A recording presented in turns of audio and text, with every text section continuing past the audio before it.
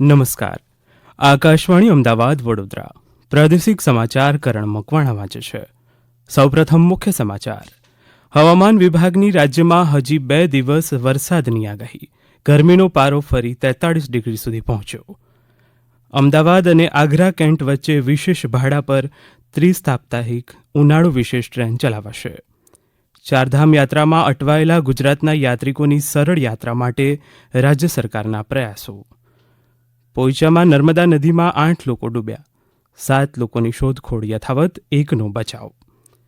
ગુજરાત માધ્યમિક અને ઉચ્ચતર માધ્યમિક શિક્ષણ બોર્ડે ધોરણ 9 માટે લેવાયેલી પ્રખરતા શોધ કસોટીમાં ભાવનગરની વિદ્યાર્થીનીએ રાજ્યભરમાં મેળવ્યો પ્રથમ ક્રમાંક.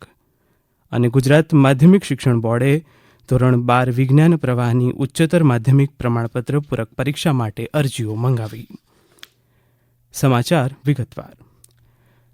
રાજ્યમાં સોમવારે કેટલીક જગ્યાએ કમોસમી વરસાદ વરસ્યો હતો, જેના કારણે ગરમીમાં આંશિક રાહત મળી હતી. જોકે છેલ્લા 24 કલાકમાં ગરમીમાં ફરી વધારો થયો છે. રાજ્યનું સૌથી વધુ 43 ડિગ્રી સેલ્સિયસ તાપમાન બનાસકાંઠાના ડીસામાં નોંધાયું છે, જ્યારે રાજકોટ, સુરેન્દ્રનગર, ગાંધીનગર, અમદાવાદમાં 42 ડિગ્રી મહત્તમ તાપમાન નોંધાયું હતું. ઉપરાંત કચ્છના ભુજ, વલ્લભ વિદ્યાનગર, કંડલામાં 42 ડિગ્રી તો અન્ય જિલ્લાઓમાં 40 ડિગ્રી ઓછું તાપમાન નોંધાયું હતું. રાજ્યમાં વરસેલા ભારે વરસાદ બાદ હવામાન વિભાગે હજી 2 દિવસ કેટલાક સ્થળોએ છૂટાછવાયા વરસાદની આગાહી કરી છે. હવામાન વિભાગના જણાવ્યા અનુસાર આજે સૌરાષ્ટ્ર અને દક્ષિણ ગુજરાતમાં છૂટાછવાયા વરસાદની શક્યતા છે, જ્યારે રાજ્યના અન્ય વિસ્તારોમાં હવામાન સૂકું રહેશે. જ્યારે આવતીકાલે રાજકોટ, અમરેલી અને ગીર સોમનાથ જિલ્લાઓમાં અને દક્ષિણ ગુજરાતમાં પણ છૂટોછવાયો વરસાદની સંભાવના છે. જ્યારે 17 મે ડાંગ, નવસારી, વલસાડ અને દાદરાનગર હવેલીમાં વરસાદની શક્યતા છે. વલસાડના તિથલ દરિયા કિનારે એકાએક વાવાઝોડું આવતા દોડધામ મચી હતી. પવન એટલો જોરદાર ફૂંકાયો હતો કે દરિયા કિનારે લાગેલા સ્ટોલમાં રહેલો સામાન વેરવિખેર થઈ ગયો હતો. તિથલ દરિયા કિનારે આવેલા સહેલાણીઓમાં પણ દોડધામ મચી ગઈ હતી. અગાઉ પણ વલસાડમાં ભારે વરસાદને કારણે વ્યાપક નુકસાન થયું હતું. દરમિયાન વલસાડ જિલ્લાના ધરમપુર અને કપરાડા તાલુકાના અંતરિયાળ વિસ્તારમાં આવેલા કેટલાક ગામોમાં ભારે પવન અને કમોસમી વરસાદ વરસ્યો હતો. તો તાપીના નિઝરમાં વ્યાવલ ગામે એક તૂટી પડેલા વીજપોલને રિપેર કરવા માટે ગયેલા કર્મચારીને કરંટ લાગતા મોત નીપજ્યું હતું. પ્રવાસીઓની માંગ અને સુવિધાને ધ્યાનમાં રાખી રેલવે તંત્રએ અમદાવાદ અને આગ્રા કેન્ટ વચ્ચે વિશેષ ભાડા પર 30 સાપ્તાહિક ઉનાળુ વિશેષ ટ્રેન ચલાવવાનો નિર્ણય કર્યો છે. અમદાવાદ આગ્રા કેન્ટ વિશેષ ટ્રેન આગામી 17 મેથી 30 જૂન સુધી દર બુધવારે, શુક્રવાર અને રવિવારે અમદાવાદથી સાંજે 5:30 વાગે ઉપડશે, જ્યારે બીજા દિવસે સવારે 9:50 આગ્રા કેન્ટ પહોંચશે. આગ્રા કેન્ટ અમદાવાદ વિશેષ ટ્રેન 16 મેથી 29 જૂન સુધી દર મંગળવાર, ગુરુવાર અને શનિવારે આગ્રા કેન્ટથી રાત્રે 11:30 વાગે ઉપડશે અને બીજા દિવસે બપોરે 2:30 વાગે અમદાવાદ પહોંચશે. આ રૂટ પર બંને દિશામાં આ ટ્રેન આણંદ, છાયાપુરી, ગોધરા, રતલામ, નાગદા, કોટા, સવાઈ માધોપુર, ગંગાપુર સિટી, બયાના, રૂપબાસ અને ફતેપુર સિકરી રેલવે મથક પર ઊભી રહેશે. ટ્રેનના સમય સહિતની વિગતવાર માહિતી માટે પ્રવાસીઓ રેલવેની વેબસાઇટ જોઈ શકશે. ચારધામ યાત્રાના પ્રારંભે જ ગંગોત્રી, યમનોત્રીમાં યાત્રિકોના અભૂતપૂર્વ ધસારામાં રાજ્યના કેટલાક યાત્રિકોને પણ અસર થઈ છે. આવા યાત્રિકોને સરળતાથી માર્ગ મળે તે માટે રાજ્ય સરકારના પ્રયાસોને સફળતા મળી છે. રાજ્યના કેટલાક યાત્રાળુઓના વાહનો ભીડમાં અટવાઈ ગયા હતા. આ માહિતી મળતા જ મુખ્યમંત્રી ભૂપેન્દ્ર પટેલે આ સંદર્ભે યોગ્ય વ્યવસ્થા કરવા કાર્યકારી મુખ્ય સચિવ સુનયના તોમરને સૂચના આપી હતી.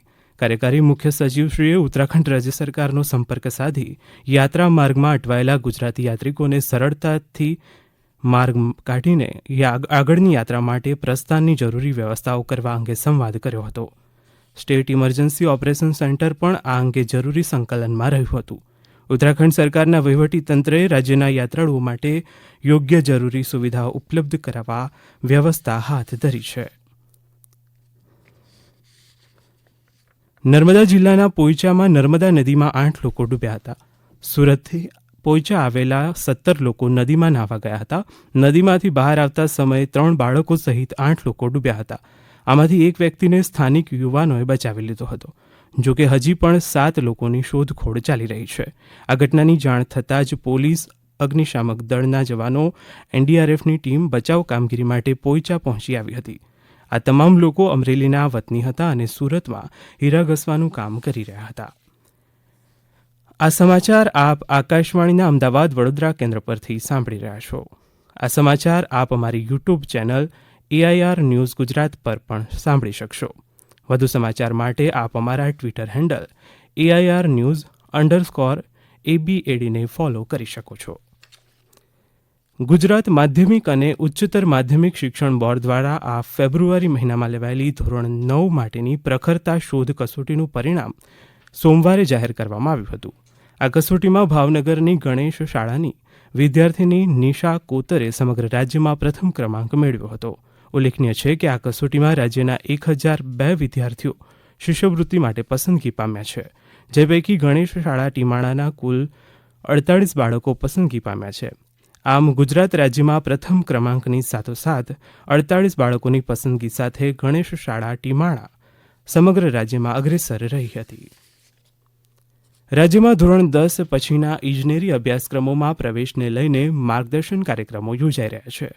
પંચમહાલથી અમારા પ્રતિનિધિ વિપુલ પુરોહિત માહિતી આપે છે કે ગોધરા સરકારી પોલિટેકનિક કોલેજ ખાતે આગામી 17 મે તથા 7મી જૂનના રોજ માર્ગદર્શન સેમિનાર યોજાશે, જેમાં ધોરણ 10 પછીના પ્રથમ વર્ષ અને C2D બીજા વર્ષ ડિપ્લોમા અભ્યાસક્રમમાં ઓનલાઈન પ્રવેશ પ્રક્રિયાની માહિતી આપવામાં આવશે.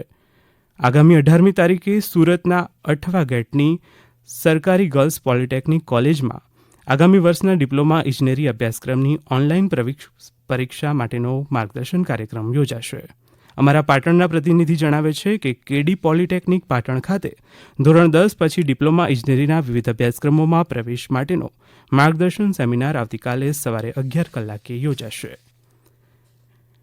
ગુજરાત માધ્યમિક શિક્ષણ બોર્ડ દ્વારા ધોરણ 12 વિજ્ઞાન પ્રવાહની ઉચ્ચતર માધ્યમિક પ્રમાણપત્ર પૂરક પરીક્ષા માટે અરજીઓ મંગાવવામાં આવી રહી છે. પરીક્ષા માટેની અરજી તથા ફી ભરવાની કામગીરી આગામી 21 મે સાંજના 6 વાગ્યા સુધી ઓનલાઈન કરી શકાશે. બોર્ડ દ્વારા માર્ચ મહિનામાં લેવાયેલી ધોરણ 12 વિજ્ઞાન પ્રવાહની પરીક્ષામાં જે વિદ્યાર્થીઓ એક કે તેથી વધુ વિષયોમાં ગેરહાજર રહ્યા હોય અથવા નાપાસ થયા હોય તેઓ ઉચ્ચતર માધ્યમિક પ્રમાણપત્ર પૂરક પરીક્ષા આપી શકે છે. વધુ માહિતી બોર્ડની વેબસાઇટ www.gscb.org પર ઓનલાઈન જોઈ શકાશે. રાજ્યની શાળાઓમાંથી આગામી 17 મેથી ધોરણ 12 વિજ્ઞાન પ્રવાહ અને ગુજકેટ 2024 પરીક્ષાના પરિણામની માર્કશીટ, SR અને પ્રમાણપત્રો મેળવી શકાશે. ગુજરાત બોર્ડ સિવાય અન્ય બોર્ડના ઉમેદવારોની ગુજકેટ 2024 પરીક્ષાની માર્કશીટ ટપાલ મારફતે મોકલી આપવામાં આવશે. તાપીમાં સોનગઢ તાલુકાના ઘોલન ગામમાં નવનિર્મિત પાણીની ટાંકીનો કેટલોક ભાગ ધરાશાયી થતાં એક શ્રમિકે જીવ ગુમાવ્યો હતો. ગામમાં પાણી પુરવઠા વિભાગ હસ્તક પૂર્વ સોનગઢ પેકેજ 3 યોજના અંતર્ગત 18 મીટર ઊંચી ટાંકીનું કામ ચાલી રહ્યું હતું. તે દરમિયાન અચાનક ટાંકીનો નીચેનો ભાગ ધરાશાયી થતાં એક શ્રમિકે જીવ ગુમાવ્યો હતો. નવસારીના વાસંતા ખાતે આવેલા ખેતીવાડી ઉત્પન્ન બજાર સમિતિના બજારમાં કેરીની ખરીદી અને વેચાણનો પ્રારંભ થયો છે. પહેલા દિવસે હરાજીમાં 1 મણ હાપુસ કેરીના 1750 રૂપિયા, તોતાપુરીના 550, રાજાપુરીના 600 રૂપિયા અને કેસર કેરીના 1170 રૂપિયાના ભાવ બોલાયા હતા. ઓડિશામાં ચાલી રહેલી 27મી નેશનલ ફેડરેશન સિનિયર એથ્લેટિક્સ સ્પર્ધામાં રાજ્યના 2 ખેલાડીઓએ કાંસ્ય ચંદ્રક જીત્યા છે. સ્પર્ધામાં દિવ્યાની બાઝાલાએ 200 મીટર દોડમાં અને ધવલ ઉમેકરે 400 મીટર હર્ડલ્સ દોડમાં કાંસ્ય ચંદ્રક જીત્યા છે. અંતમાં મુખ્ય સમાચાર. હવામાન વિભાગની રાજ્યમાં હજી 2 દિવસ વરસાદની આગાહી. ગરમીનો પારો ફરી 43 ડિગ્રીએ પહોંચ્યો. અમદાવાદ અને આગ્રા કેન્ટ વચ્ચે વિશેષ ભાડા પર ત્રિસાપ્તાહિક ઉનાળુ વિશેષ ટ્રેન ચલાવાશે. ચારધામ યાત્રામાં અટવાયેલા ગુજરાતના યાત્રિકોની સરળ યાત્રા માટે રાજ્ય સરકારના પ્રયાસો. પોઈચામાં નર્મદા નદીમાં 8 લોકો ડૂબ્યા, 7 લોકોની શોધખોળ યથાવત, 1નો બચાવ. આકાશવાણીના અમદાવાદ વડોદરા કેન્દ્ર પરથી પ્રાદેશિક સમાચાર પૂરા થયા.